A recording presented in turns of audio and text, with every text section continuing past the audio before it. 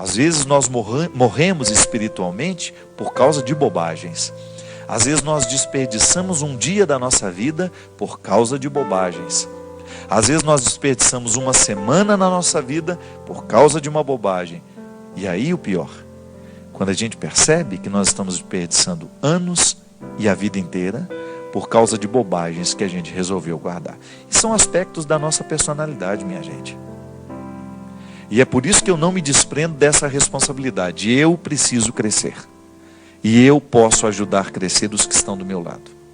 É a consciência que você precisa ter. Porque senão você vai, se você não lida com a sua personalidade, se você não enfrenta de frente, né? Se você não enfrenta, se você não olha de frente para os seus defeitos, para as suas bobagens, você corre o risco de que elas comandem a sua vida inteira. E aí é lamentável quando você, num determinado momento da vida, descobre que não valeu a pena ter sido você. Que você perdeu tempo, que você desperdiçou um período precioso da sua vida, porque você resolveu se ocupar com bobagens. De onde nascem essas bobagens todas? Da nossa personalidade. Quantas coisas ruins acontecem justamente porque a gente não estava disposto a trabalhar a personalidade, o nosso jeito de ser.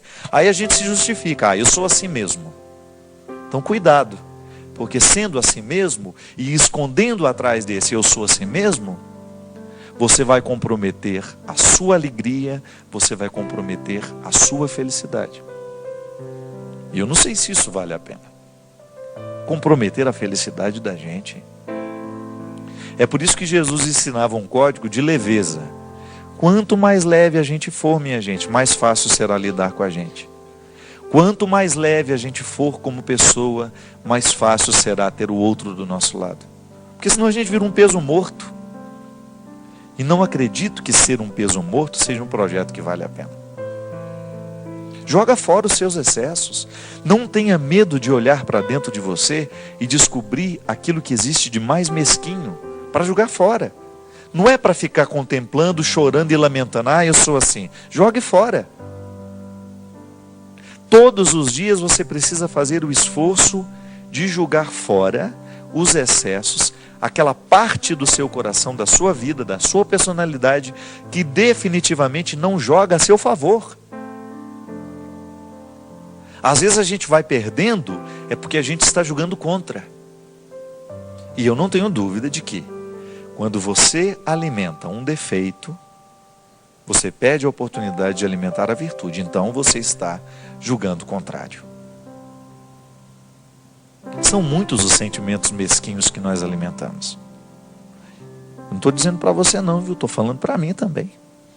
São muitos os sentimentos mesquinhos que às vezes eu tenho dentro do meu coração. E se eu permitir que eles cresçam, eu estou fragilizando o meu projeto de vida. Eu estou emperrando a minha realização humana.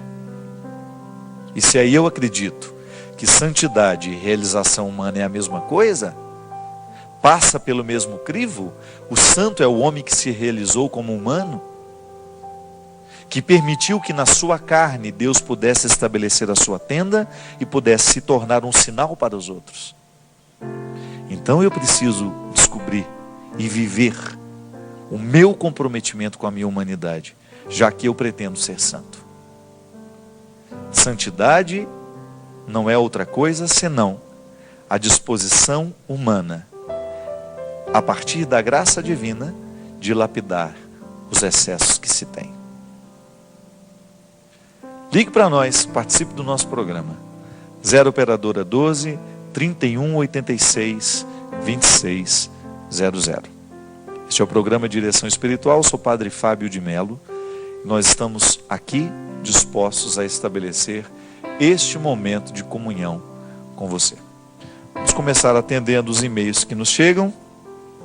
São muitas as pessoas que, graças a Deus, estão em contato conosco. Eu gostaria de começar este programa agradecendo aquelas pessoas que estiveram conosco nos eventos do nosso final de semana. Araruama, Afonso Cláudio. E onde foi a outra cidade? Araruama, Afonso Cláudio. Lá no Espírito Santo. Não, Afonso Cláudio é verdade. Tá faltando uma, vou lembrar até. Tô ficando velhinho, gente.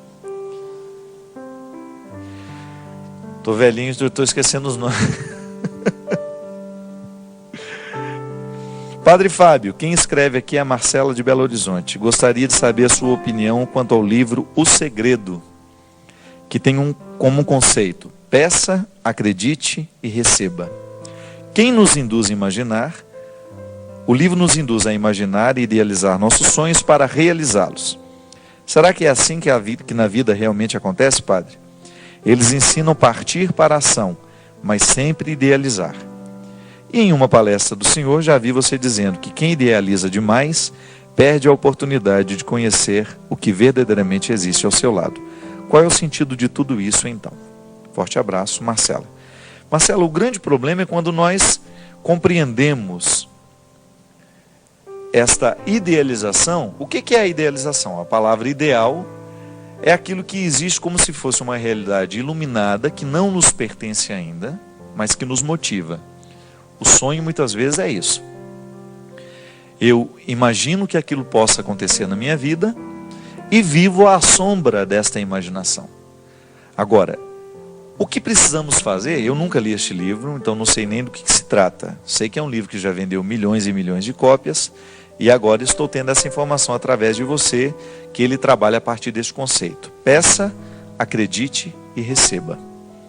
Eu particularmente acho isso muito difícil de analisar aqui com tanta pressa, porque eu posso até pedir, mas o que eu estou pedindo?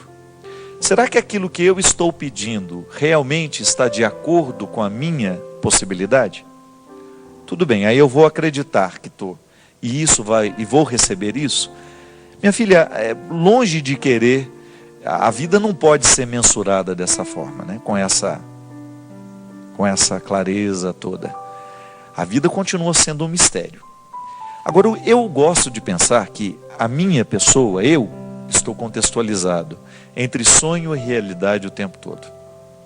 Particularmente, tenho muito medo de sonhar grande demais, a ponto de nunca alcançar o que sonho e viver frustrado por causa disso, ou então sonhar pequeno demais e assim nunca chegar à realização humana que eu posso chegar. Então o que eu acho que o que vale a pena na vida é a gente descobrir qual é o papel que nós queremos desempenhar no mundo em que nós estamos situados. Qual é o meu papel neste mundo? O que eu posso fazer? Quais são as minhas possibilidades? Quais são os meus limites? E aqui nós entramos no terreno do autoconhecimento, que é importante demais. Se eu me autoconheço, se eu sei lidar bem comigo mesmo, se eu conheço as minhas aptidões e os meus limites, e eu escolho um lugar no mundo em que eu possa exercer bem essas aptidões que Deus me deu, e ao mesmo tempo driblar um pouco esses limites para que eles não sejam determinantes, eu estou no caminho certo. Aí, o que eu peço? Eu peço aquilo que está de acordo com as minhas possibilidades. Não adianta nada eu pedir por um dom que eu sei que não pertence. Que não me pertence. Eu não posso ficar pedindo absolutamente nada para Deus que eu saiba que está sendo contrário à minha natureza. Porque Deus não vai trair a nossa natureza. Nós somos seres diferentes uns dos outros, dotados de particularidades. O que é que Deus faz crescer? Aquilo que você recebeu na particularidade. Então a gente precisa ter um limite para a gente compreender a vida com realismo, mas ao mesmo tempo com ideal. Eu acho que o ser humano ele é feliz à medida em que ele equilibra o ideal e a realidade. Eu não posso ficar preso só no ideal, mas eu também não posso ficar preso só na realidade. Eu tenho que ter essa mistura bem equilibrada dentro de mim. O que eu idealizo, aquilo que eu quero, a meta que eu estabeleci para chegar e aquilo que eu faço no meu dia a dia para que essa meta se transforme numa realidade. É assim que a gente constrói grandes histórias, não é assim? Não é verdade?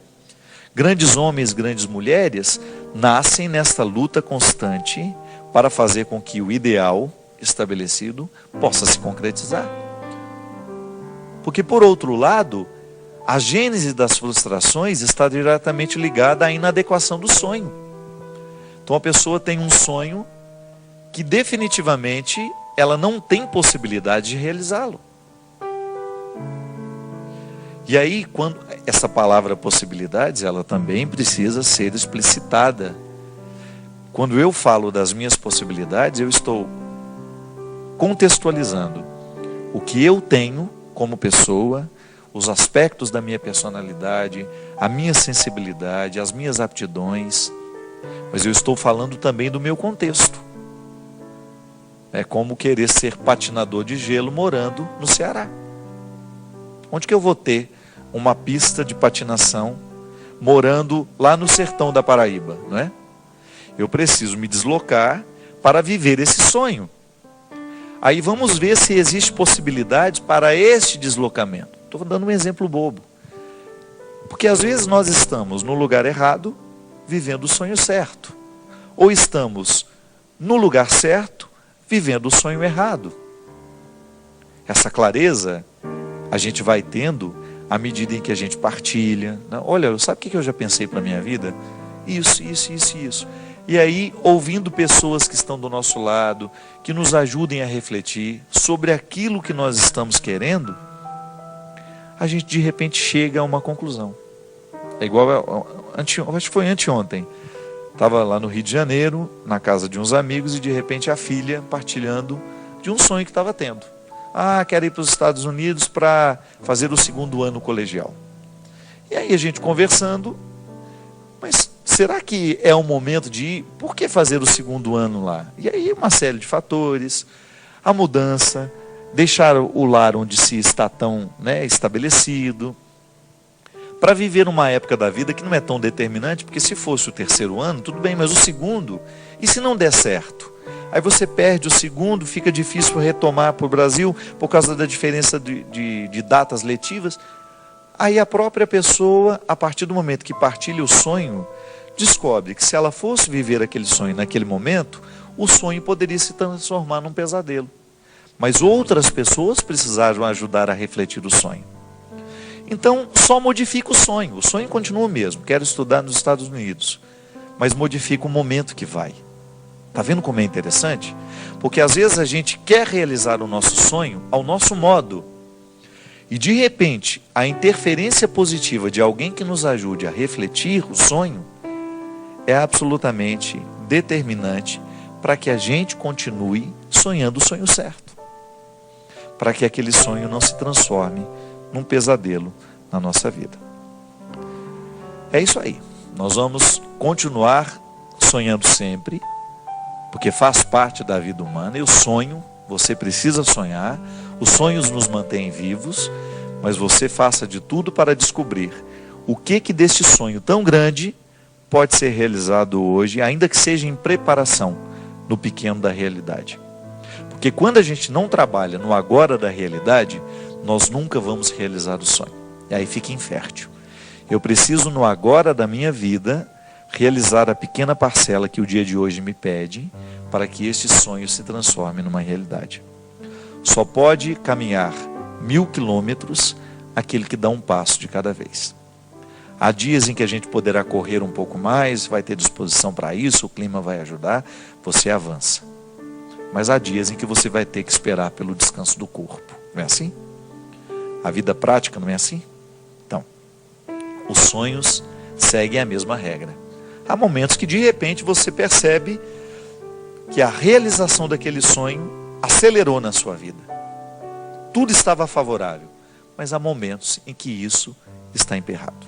E aí você tenha paciência para que a realização do sonho seja possível naquele momento certo.